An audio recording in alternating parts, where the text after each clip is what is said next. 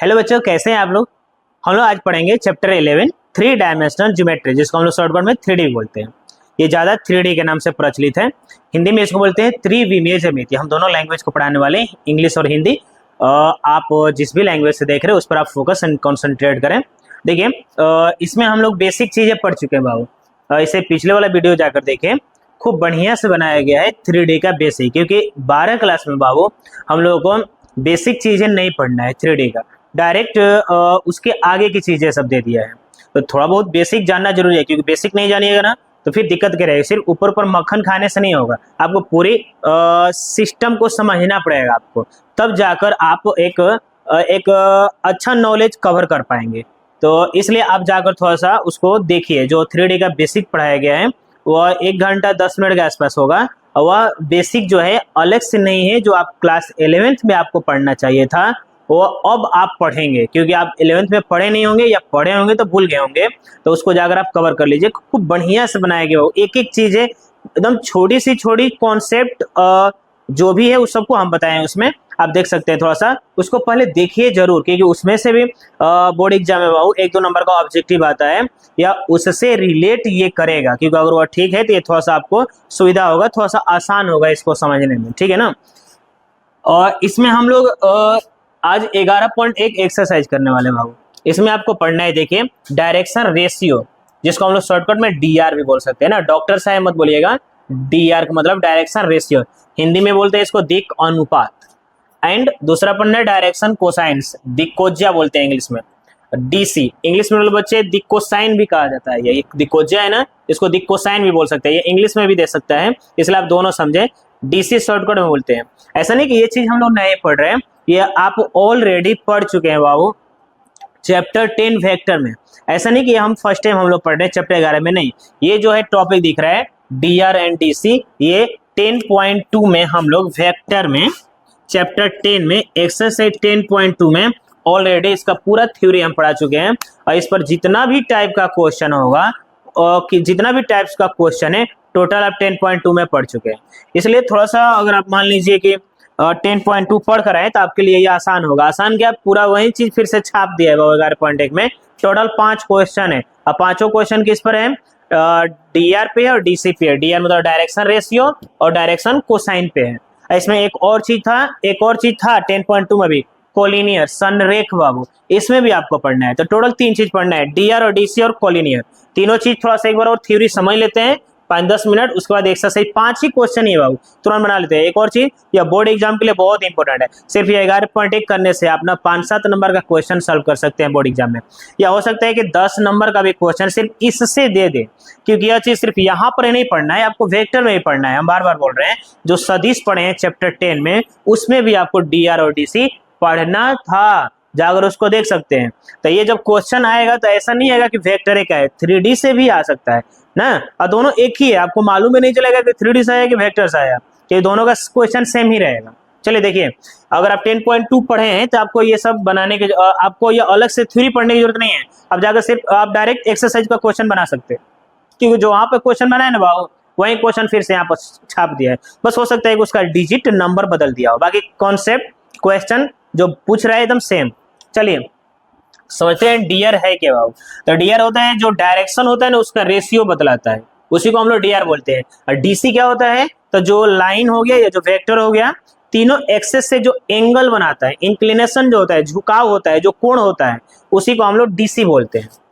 तो डीआर पहले देख लेते हैं। डीआर देखिए, डीआर को हम लोग ना बाबू पहले डीआर समझते हैं ना, उसके बाद इसको समझते हैं। डीआर को हम लोग ए, बी और सी से डिनोट करते हैं।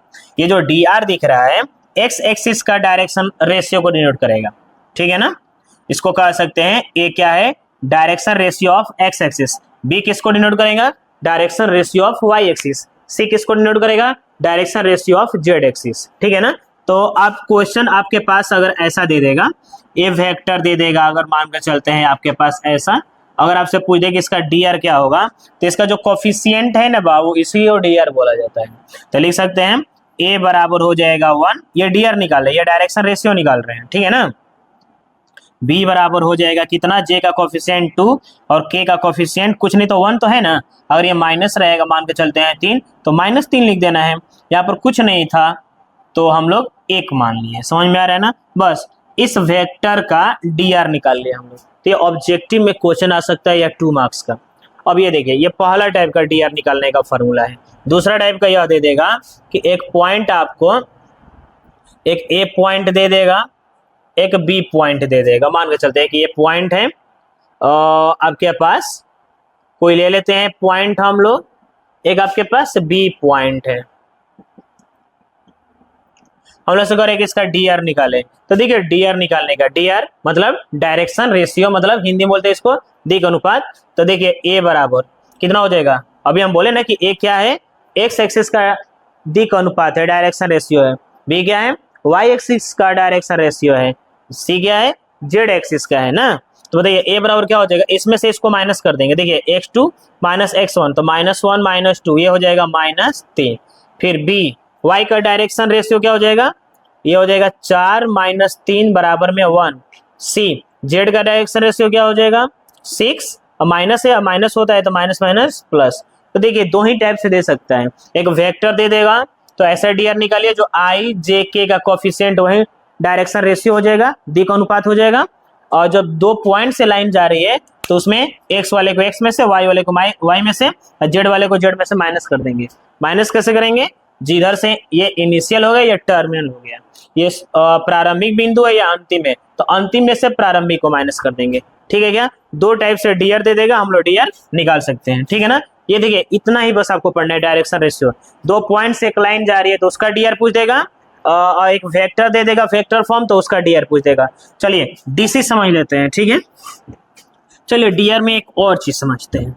अगर आपको डी दे ना बाबू, अगर डी तो इससे हम लोग मैग्नीट्यूड भी निकाल सकते हैं। देखिए मैग्नीट्यूड मालूम है ना क्या होता है, किसी वेक्टर का लेंथ जो है ओरिजिन से कितना होगा, लंबाई कितना होगा, या किसी वेक्टर का वैल्यू कितना होगा, किसी लाइन का वैल्यू क्या होगा, उसको निकालने के लिए मैग्नीट्यूड का हेल्प लेना पड़ता है। तो हम लोग ये फॉर्मूला ऐसे ही बना सकते हैं, a² + b² + c²। तो जो डी आया है ना, इसका स्क्वायर कर दीजिए, यह मैग्नीट्यूड भी आपको दे देगा। तो डी से भी हम लोग मैग्नीट्यूड निकाल सकते हैं। देखिए 1 मैग्नीट्यूड मतलब परिमाण निकाल सकते हैं ना, हिंदी मीडियम वाले बच्चे सुने। ये हो जाएगा 4 + 1, ये हो जाएगा कितना 6। ये देखिए डी के हेल्प से ये जो वेक्टर था ना, यहाँ पर इस वेक्टर का परिमाण निकालिए, मैग्नीट्यूड निकालिए। डी से भी निकाल सकते हैं। ठीक है क्या? चलिए आगे देखते हैं थोड़ा सा। इसी तरह से एक और चीज समझिए, इसी में कोलिनियर समझ लेते हैं, उसके बाद डीसी में चलते हैं। कोलिनियर देखिए बाबू, कोलिनियर मतलब हम लोग को मालूम है कि संरेख होता है बाबू। संरेख मतलब कोलिनियर मतलब कि ये देखिए ये कोलिनियर है, देख रहे होंगे जब से आप पढ़ रहे हो, जब भी मेरा वीडियो देख रहे हैं, जब भी आता होगा पूरा आपको डिटेल्स हम बताते होंगे। तो ये देखिए ये कोलिनियर लाइन, ये कोलिनियर, इस लाइन को कोलिनियर कहा जाएगा, इसको बोलते हैं नॉन कोलिनियर। ठीक है ना? जब 3 पॉइंट्स एक लाइन पे रहती है तो कोलिनियर बोला जाता है, और जब 3 पॉइंट्स एक लाइन पे नहीं रहती है तो उसको बोलते हैं नॉन कोलिनियर। ये संरेख है या असंरेख है, ये कोलिनियर है, ये नॉन कोलिनियर है। तो ये तो ज्योमेट्री था। रासवाल क्वेश्चन दे देगा तो कैसे मालूम करेगा कि कोलिनियर है कि नॉन कोलिनियर है? तो बहुत सिंपल सा है। देखिए तो इसमें भी आपको 2 टाइप का क्वेश्चन दे सकता है, एक वेक्टर दे सकता है, एक 2 पॉइंट से दे सकता है। तो जैसे मान कर चलते हैं कि आपसे एक वेक्टर दे दे, ए वेक्टर दे दिया 2y + 3j + 5k, B vector दे दें 4i + 6j + 10k। पूछ देगा बताइए ये दोनों वेक्टर कोलिनियर है, तो आपको क्या करना है, एक फॉर्मूला है उसको समझिए। कोलिनियर के लिए A vector equal lambda B vector, या B vector equal lambda B vector A vector. यहाँ पर लैम्डा जो है वो कांस्टेंट का काम कर रहा है, तो आप इस तरह से कोलिनियर चेक कर सकते हैं। या एक दूसरा ये है कि रेशियो निकाल सकते हैं, प्रोपोर्शनल भी चेक कर सकते हैं, A1/A2, B1/B2 और C1/C2, इसको बोलते हैं प्रोपोर्शनल। तो अगर ये जो है ना बाबू दोनों वेक्टर का डी निकालेंगे, डी निकालना सिखाए थे ना अभी वेक्टर से कि i j के कोफिशिएंट लेंगे, वही डी होता है, दिक् अनुपात होता है, डायरेक्शन रेशियो होता है। तो देखिए इसका प्रोपोर्शन, इसका डी का रेशियो निकाल लीजिए, अगर इक्वल हो जाएगा, प्रोपोर्शनल हो जाएगा, समानुपाती हो जाएगा, प्रोपोर्शनल को हिंदी में समानुपाती बोलते हैं। तो अगर ये प्रोपोर्शनल हो जाएगा, समानुपाती हो जाएगा, फिर भी यह कोलिनियर है। तो आप इस तरह से या इस तरह से दोनों तरीके से चेक कर सकते हैं। क्वेश्चन कितने टाइप का दे सकता है? 2 टाइप्स का, पहला वेक्टर फॉर्म में और दूसरा 2 पॉइंट से एक लाइन जा रही है तो उस तरह से दे सकता है, ठीक है ना। आप ध्यान से सुनिएगा तो आपको सब कुछ समझ में आएगा, क्योंकि बहुत आराम से बता रहे हैं, एक चीज को 4 बार बोलकर समझा रहे हैं और हर चीज को तोड़ तोड़ कर समझा रहे हैं। देखिए यह वेक्टर फॉर्म है, तो वेक्टर अगर दे देगा तो भी आप डी आर चेक कर सकते हैं, कोलिनियर चेक कर सकते हैं डी आर से, और 2 पॉइंट से भी जाएगा तो भी चेक कर सकते हैं। चलिए अभी वेक्टर से देखें, उसके बाद 2 पॉइंट से देखेंगे। तो चलिए बताइए, अब इसमें से अगर हम लोग 2 कॉमन ले लेंगे बाबू, तो देखिए 2i plus 3j plus 5k, बताइए ये हो जाएगा 2। ये बताइए ये किसका वैल्यू दिख रहा है? या ए बराबर आ गया कि नहीं? तो बताइए बी वेक्टर बराबर कितना हो जाएगा? 2a vector. कह सकते हैं का ए और बी दोनों कोलिनियर है। समझ में आ रहा है क्या कह रहे हैं? देखिए इस फॉर्मूला में बनाए, आप चाहे तो इस पर ही बना सकते हैं। देखिए इस तरह से बना सकते हैं या इस तरह से भी। इसके लिए क्या करना पड़ेगा? आपको a1/a2 करना पड़ेगा। देखिए 2/4 है ना, 3/6 या 5/10। देखिए बताइए, सबको कटाएंगे पिटाएंगे तो 1/2 कटा सकते हैं, इसको कटा दीजिए पिटा दीजिए 1/2, फिर ये भी 1/2। बताइए इक्वल आ गया क्या? फिर भी लिख सकते हैं कि ये दोनों वेक्टर कोलिनियर है, ये दोनों सदिश संरेख है। समझ में आ रहा है? तो आप इस तरह से भी चेक कर सकते हैं, इस तरह से भी चेक कर सकते हैं, जैसे आपको आसान लगे। तो चेक करने का 2 तरीका। अब क्वेश्चन कितने तरीका से दे सकता है? 2 तरीके से। ये तो वेक्टर हो गया, चलिए इस तरह से चेक कर लिए। तो हम इस तरह से चेक करना मेरे को आसान लगता है कि देख लेते हैं दोनों में से कॉमन कोई है तो कोलिनियर हो गया। हो सकता है कि सर अगर कॉमन ना मिले तो क्या करेंगे? तो कुछ कॉमन ना मिलेगा तो कोलिनियर नहीं रहेगा, पहला नंबर तो ये। दूसरा नंबर के साथ दोनों सेम हो जाएगा तो क्या होगा? जैसे इस तरह से, फिर भी कोलिनियर है। ये तो और बढ़िया से आ गया, क्योंकि पहले से दोनों इक्वल है। क्योंकि दोनों इक्वल है तो दोनों पैरेलल होगा, जब पैरेलल होगा तो कोलिनियर होगा, याद रखें। समझ में आ रहा है क्या कर रहे हैं? चलिए 2 वेक्टर कोलिनियर तभी होते हैं जब दोनों पैरेलल हो, बस पैरेलल है तो कोलिनियर हो जाता है। समझ रहे हैं ना? हम ये बोले कि 3 पॉइंट कोलिनियर तब होते हैं जब एक लाइन पे स्थित होते हैं, लेकिन 2 लाइन कोलिनियर कब होगा? जब दोनों आपस में पैरेलल रहेगा, दोनों आपस में समांतर रहेगा। समझ में आ रहा है ना? चलिए तो ये वेक्टर से था, 2 पॉइंट से दे देगा तो फिर निकाल सकते हैं। जैसे एक पॉइंट यह दे देगा, बी पॉइंट दे दे 4 5 6, एक यहाँ पर P दे दे 2 -3 और 8, Q दे दे 0 2 और 1। तो बताइए इससे आप एक DR निकाल सकते हैं, दिक् अनुपात। इससे भी दिक् अनुपात, उसके बाद इसमें बैठा दीजिएगा, निकल जाएगा कि नहीं दिक् अनुपात। उसके बाद निकाल सकते हैं संरेख, इसमें बैठाने के बाद कोलिनियर। चलिए तो ये पूरा हम डायरेक्शन रेशियो से आपको कोलिनियर बता दिए और डायरेक्शन रेशियो निकालना भी सीखे। चलिए थोड़ा सा डीसी समझते हैं, ठीक ना। डीसी बाबू 3 तरीके से निकाल सकते हैं। पहले डीसी समझते हैं, डीसी होता क्या है। तो डीसी अभी कुछ देर पहले बोल रहे थे कि मान लीजिए यह एक्स है, यह वाई है और ये जेड एक्सिस है, कोई एक लाइन है, तो तीनों एक्सिस से जो एंगल बनाएगा ना बाबू, उसी को हम लोग बोलते हैं डीसी। देखिए एक्स के साथ अल्फा एंगल बना रहा है, वाई के साथ बीटा एंगल बना रहा है और जेड के साथ गामा एंगल बना रहा है। तो ये जो अल्फा बीटा गामा दिख रहा है ना, इसी को डीसी बोलते हैं। मतलब किसी लाइन का झुकाव, इंक्लिनेशन, कोण, एंगल, इसी को हम लोग बोलते हैं क्या? डीसी। डीसी को हम लोग एल एम एन से डिनोट करते हैं, सूचित करते हैं। एल एक्स एक्सिस का डीसी बतलाता है, एम वाई एक्सिस के डीसी बतलाता है, ठीक है ना। और जेड जो एल एम एन, एन जो होता है जेड एक्सिस का डीसी बतलाता है। इसको आप ऐसे भी लिख सकते हैं, एल बराबर कॉस अल्फा, एम एल लिखे या कॉस अल्फा लिखे, एक ही बात हो, ये भी ध्यान रखना है। एल से भी डिनोट कर सकते हैं, कॉस अल्फा से भी डिनोट कर सकते हैं। किसको? एक्स एक्सिस के डीसी को। वाई एक्सिस के डीसी को एम से या कॉस बीटा से। डीसी मतलब समझ रहा है ना, डायरेक्शन कोसाइन थी कोज्या। एन को कॉस गामा से, ठीक है ना, एन से या कॉस गामा से, एक ही बात हुआ। एक और चीज, या एंगल अलग अलग हो सकता है, हम ए मान लेंगे, बी मान लेंगे, इसको सी मान लेंगे, लेकिन कॉस ही रहेगा, साइन टेन नहीं रहेगा, ध्यान रखना है। तो एल एम एन से या कॉस ए कॉस बी और कॉस सी ऐसे डिनोट किया जाता है, ठीक है, सूचित किया जाता है। ये जो भी डीसी आता है ना बाबू, किसी लाइन का डीसी, उसका स्क्वायर का अगर आप सम करिएगा तो रिजल्ट हमेशा क्या देता है, 1 देता है। तो इतना लिखिए, या cos square alpha cos square beta लिख सकते हैं ना। एल को हम लोग कॉस अल्फा अगर मान रहे, कॉस अल्फा से भी, और एम को कॉस बीटा से, और एन को कॉस गामा से, तो इसका भी स्क्वायर कर सकते हैं बराबर 1। तो ये कंडीशन याद रखना है। ये डीसी जो भी हम लोग दिक्कोज्या ज्ञात करेंगे, डायरेक्शन कोसाइन फाइंड करेंगे, उसका स्क्वायर का सम करेंगे तो उसका रिजल्ट हमेशा 1 आता है, ठीक है ना। अब देखिए इसके बराबर हम लोग ऐसा भी फॉर्मूला लिख सकते हैं, x2 माइनस x1 बाई, इसको लिख सकते हैं रूट में a स्क्वायर बी स्क्वायर और सी स्क्वायर, या आप इस तरह से न लिखकर आप इस तरह से लिख सकते हैं एक्स स्क्वायर वाई स्क्वायर और जेड स्क्वायर।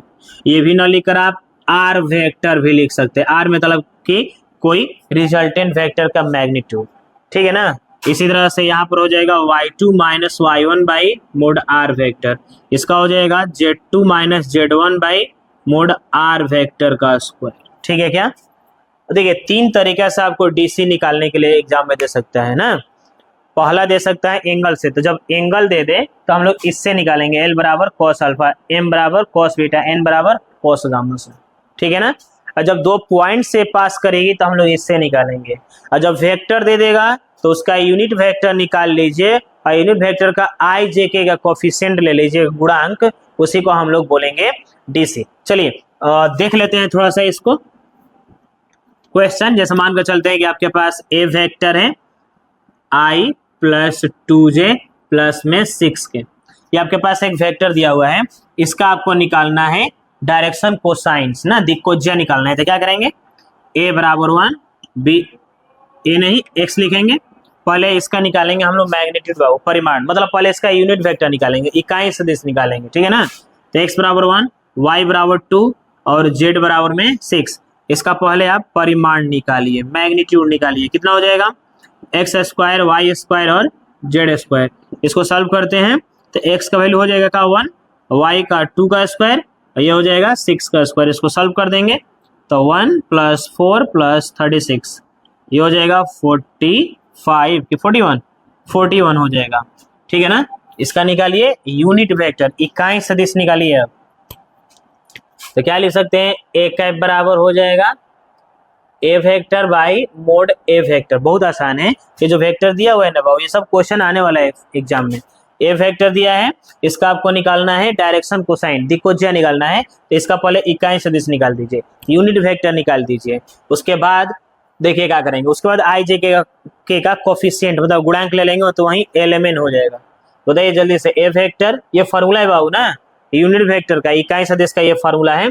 ए वेक्टर दिख रहा है क्या आपको, I cap 2j cap plus 6k cap, by में देखिए यह रिजल्ट है ना, यह √41, इसको अलग अलग कर सकते हैं क्या, 1/41 I cap, 2/41 j cap, 6/41 k cap, ये आ गया ए कैप। देखिए अब यहाँ के बाद हम लोग निकाल सकते हैं डीसी, डीसी का मतलब डायरेक्शन कोसाइंस ना, दिक्कोज्या, कितना हो जाएगा एल बराबर, देखिए आई का जो ये गुणांक है ना, कोफिशिएंट है ना, यही दिक्कोज्या हो जाएगा, डायरेक्शन कोसाइन हो जाएगा 2/√41, ये हो जाएगा n बराबर में 6/√41। यह देखिए आपके पास एक वेक्टर दे दिया है, इससे अगर आपसे कहे डीसी निकालने के लिए तो पहले इसका निकालिए यूनिट वेक्टर, यूनिट वेक्टर निकालने के बाद आई जे के का कोफिशिएंट ले लीजिए, गुणांक ले लीजिए, वहीं एलिमेंट आ जाएगा। यूनिट वेक्टर कैसे निकाला जाता है, इकाई सदिश कैसे निकाला जाता है, तो इसका मैग्नीट्यूड निकाल दीजिए, परिमाण, और इसी वेक्टर में डिवाइड कर देंगे तो यूनिट वेक्टर निकल जाएगा ना, इकाई सदिश निकल जाएगा। अब देखिए इसका हम बोल लेते हैं कि स्क्वायर का सम करिएगा तो कितना आ जाएगा 1, इसका अगर स्क्वायर का सम करिएगा ना, स्क्वायर करके सम तो 1 आएगा, करना नहीं है, बस आपका इतना ही आंसर हो जाएगा, ठीक है ना। तो ये एक तरीके से हो गया। दूसरा तरीका एंगल दे सकता है, और तीसरा क्या है, एंगल दे सकता है 30, 45, 60, तो और आसान है, जब एंगल दे देगा तो इस तरह से निकाल लेंगे, जो भी एंगल दिया रहेगा ना, एक्स का, वाई का, जेड का, जैसे 11 पॉइंट एक क्वेश्चन आ रहा है तो उसमें देखा जाएगा। देखिए एन बराबर में है या कॉस गामा, तो एंगल दे देगा तो इसमें रख देंगे तो ना निकल जाएगा दिक्कोज्या, डायरेक्शन कोसाइन। चलिए तीसरा ये हो सकता है कि 2 पॉइंट से बाबू, एक पॉइंट दे देगा, मान के चलते हैं यहाँ पर दे दे 2, 3 और 6, एक और पॉइंट दे दे, मान के चलते हैं यहाँ पर बी 1 4 और 6। तो इसके लिए हम लोग क्या करेंगे, पहले वेक्टर निकाल लेंगे बाबू। पहले ए बी वेक्टर निकाल सकते हैं क्या यार? कितना हो जाएगा, -i 4 में से 3 घटेगा, प्लस जे कैप 6 में से 6 घटेगा 0। अब यहाँ के बाद आपको मालूम है, फिर से ऐसे बना सकते हैं, यूनिट वेक्टर निकाल लीजिए, उसके बाद यूनिट मतलब इकाई सदिश निकाल लीजिए, उसके बाद आई जे के का कोफिशिएंट लिख दीजिए, गुणांक वहीं दिक्कोज्या हो जाएगा। चलिए इतना ही आपको डी आर और डी सी पढ़ना था, 3 चीज, ठीक है ना। डी आर डायरेक्शन रेशियो दिक् अनुपात, डी सी डायरेक्शन कोसाइन दिक्कोज्या, ठीक है ना। और एक और पढ़ लिए क्या, कोलिनियर मतलब संरेख। चलिए एक्सरसाइज का क्वेश्चन करते हैं। फर्स्ट नंबर क्वेश्चन में क्या कह रहे हैं आप देख सकते हैं, थोड़ा किताब देखिए। एंगल दिया है बाबू और उसके बाद डीसी पूछ रहे हैं। देखिए जल्दी देखिए, किताब निकालिए। देखो कह रहे हैं ना, इसमें बोल रहा है एक्स और वाई और जेड के साथ एंगल बना रहा है। चलो बताइए, लेट कर लेते हैं। एक्स के साथ जो एंगल बना रहा है उसको अल्फा, वाई के साथ जो एंगल बना रहा है उसको बीटा, और जेड के साथ जो एंगल बना रहा है उसको गामा लेट कर लेते हैं, ठीक है क्या। उसके बाद कह रहा है कि डीसी निकाले, डीसी मतलब दिक्कोज्या कह रहा है निकालने के लिए, ठीक है ना। इसका मतलब हम लोग से कह रहा है डायरेक्शन कोसाइन मतलब दिक्कोज्या फाइंड करें। बताइए एल बराबर कितना, कॉस अल्फा होता है ना बाबू, क्या लिख सकते हैं, कॉस अल्फा मतलब कॉस 90 डिग्री कितना होता है 0। बताइए एम बराबर cos beta, cos beta, beta कितना एंगल है 135 डिग्री, 135 का वैल्यू होता है -1/√2। एन बराबर क्या हो जाएगा बताइए, एन बराबर हो जाएगा कॉस गामा, कॉस 45। देखिए गामा बराबर कितना दे रहे 45 डिग्री, कॉस 45 का वैल्यू 1/√2। दूसरा देखिए, समझ क्या कह रहे हैं, कोई एक लाइन है वो एक्स के साथ वाई के साथ और जेड के साथ एंगल बना रही है, तो उसका वैल्यू क्या होगा, उसका डीसी क्या होगा, उसका झुकाव क्या होगा, उसका इंक्लिनेशन क्या होगा। जो झुकाव इंक्लिनेशन है ना, जो एंगल है ना, उसी को डीसी बोला जाता है। उसको निकालने के लिए जब एंगल दिया रहेगा तो डीसी देखिए, बता रहे थे ना इससे कुछ देर पहले। अब देखिए जो डीसी आया ना वो इसका स्क्वायर का अगर सम करिएगा ना तो देखिएगा 1 आएगा, नहीं करना है, हम ये बात बोल रहे हैं। चलिए दूसरा नंबर का है क्वेश्चन कि एक लाइन का डीसी फाइंड करना है जो तीनों एक्सिस से इक्वल एंगल बना रहा है। तो तीनों एक्सिस से एंगल इक्वल है, इसका मतलब अल्फा बीटा गामा। बताइए ये तीनों एंगल इक्वल नहीं है ना, 90 135 45 इक्वल नहीं है। लेकिन ये दूसरा में कह रहा है कि आप डीसी ज्ञात करें, डायरेक्शन को साइन निकालें जब तीनों एक्सिस से उसका एंगल इक्वल है। तो अल्फा बीटा गामा तीनों इक्वल हो गया, ये फॉर्मूला यूज कर दीजिए, पढ़े हैं ना हम लोग अभी, L square M square plus N square बराबर 1। एल को लिख सकते हैं क्या कॉस स्क्वायर अल्फा, एम को लिख सकते हैं क्या कॉस स्क्वायर बीटा, एन को लिख सकते हैं क्या cos square gamma. Alpha beta gamma कुछ भी हो सकता है ना, एबीसीडी मान सकते हैं, थीटा बीटा कुछ भी ले सकते हैं। हम अपने से यह मान रहे हैं अल्फा बीटा गामा, लेकिन कॉस ही रहेगा, ध्यान रखना है। चलो बताइए ये तीनों आपस में इक्वल है कि नहीं बाबू, अल्फा के स्थान पे बीटा, बीटा के स्थान पे गामा लिख सकते हैं कि नहीं। तो हम क्या कर रहे हैं, सबके स्थान पे अल्फा लिख दे रहे हैं, क्यों, क्योंकि सब इक्वल तो है और सबको एक रूप में लिखने से क्या होगा, एक का वैल्यू निकल जाएगा और एक का जितना होगा सबका उतना ही होगा। इसलिए हम लोग बीटा के भी स्थान पे अल्फा लिख दिया, गामा के भी स्थान पे अल्फा। अब चाहे तो सबको बीटा बीटा कर सकते थे, सबको गामा गामा कर सकते थे। अब ये तीनों एक जैसा है तो जोड़ देंगे तो 1 2 3 हो जाएगी कि नहीं, 3 कॉस स्क्वायर अल्फा बराबर 1, ठीक है क्या। बताइए कॉस स्क्वायर अल्फा बराबर क्या आ जाएगा 1/3, और स्क्वायर हटेगा तो क्या लग जाएगा प्लस माइनस 1/√3। तो कॉस अल्फा इतना आ गया, तो इसी तरह से कॉस बीटा भी इतना ही होगा और कॉस गामा भी तो इतना होगा ना। यही तो डीसी है, अल्फा सॉरी एल एम और एन, डीसी निकल गया। ये हम लोग से पूछ रहा था कि तीनों एक्सिस से इक्वल एंगल बना रहा है, समान कोण बना रहा है, तो आप बताइए उसका डीसी क्या होगा। देखिए इतना। तीसरा नंबर देखिए, एक लाइन का डायरेक्शन रेशियो दे दिया है दिक् अनुपात। देखिए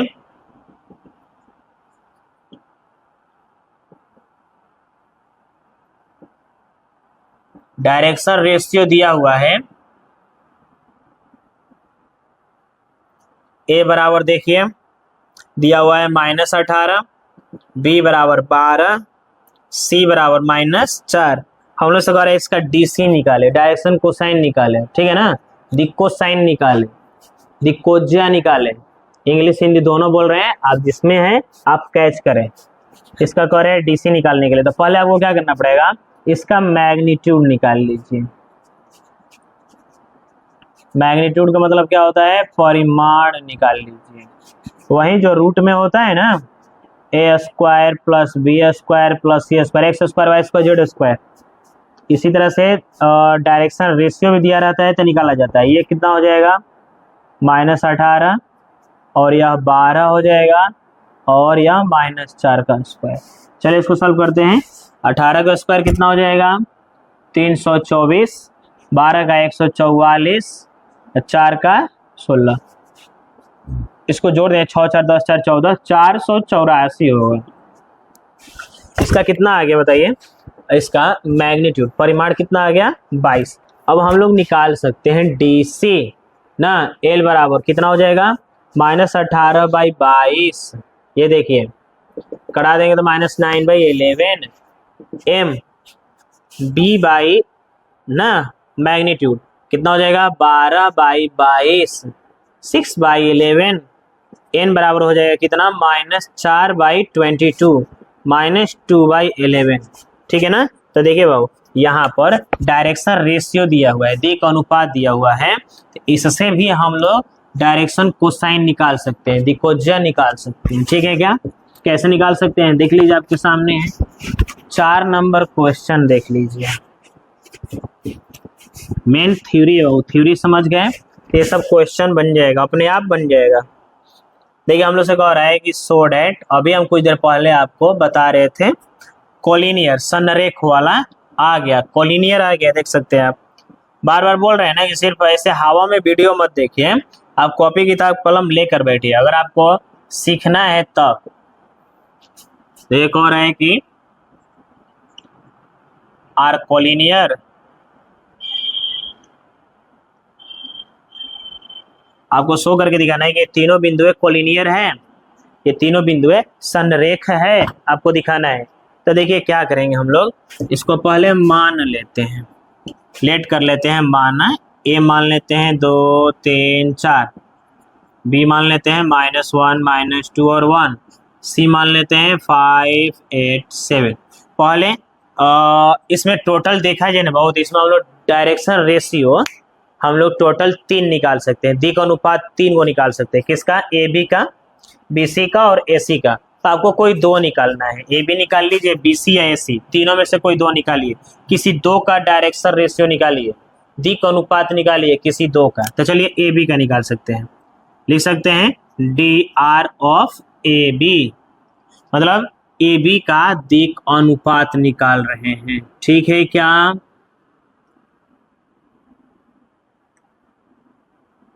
बताइए क्या हो सकता है, A1 बराबर क्या होगा बताइए, इसमें से इसको घटा दीजिए, -1 -2 -3 है ना। फिर B1 निकालिए, कितना हो जाएगा, -2 -3 -5। C1 निकालिए, 1 -4 कितना हो जाएगा, -3। ठीक है क्या, इसी तरह से निकालिए आप डी आर ऑफ, फिर से कोई एक निकाल लीजिए, तो हम निकाल रहे हैं बी सी। ठीक है ना, लिख सकते हैं बी सी का दिक् अनुपात। ठीक है क्या, चलिए A2 बराबर 5 - 1 6 हो जाएगा। फिर B2 निकाल लीजिए, बताइए 8 - 2 +2 हो जाएगा ना, माइनस माइनस प्लस 10। C2 निकालिए, 7 -1 कितना हो जाएगा, 6। चलिए अब एक काम करते हैं, हम लोग पढ़ चुके हैं फॉर कोलिनियर, अभी कुछ देर पहले पढ़े थ्योरी, 2 तरीके से, ए वेक्टर बराबर लैम्डा बी वेक्टर या A1/A2 B1/B2 C1/C2, दोनों में से किसी एक तरीके से बना दिए जिससे बन सके। बताइए फॉर कोलिनियर लिख सकते हैं, संरेख के लिए क्या होता है फॉर्मूला, कंडीशन क्या होता है, A1/A2 B1/B2 B2 C1/C2 रख दीजिए। तो A1 बताइए कितना दिख रहा है, A1 बताइए इधर है -3 है ना, -3 बाई कितना A1/A2 +6। फिर बताइए B1 कितना है, देखिए आपसे -5 -5 बाई कितना हो जाएगा 10। फिर C1 कितना है -3, C2 चलिए करा दीजिए -1/2 -1/2 -1/2 करा सकते हैं ना, 3 दूना 6 5 दूना 10 3 दूना 6 तो सब बराबर आ गया। तो लिख सकते हैं दिज पॉइंट्स आर कोलिनियर, अतः यह बिंदु संरेख है। लिख दीजिएगा, यहाँ पर जगह नहीं है मेरे पास, ठीक है क्या, हिंदी में लिखेगा अतः यह बिंदु संरेख है, इंग्लिश में लिखेगा these points are collinear proved. Okay, चलिए 5 नंबर क्वेश्चन देख लेते हैं।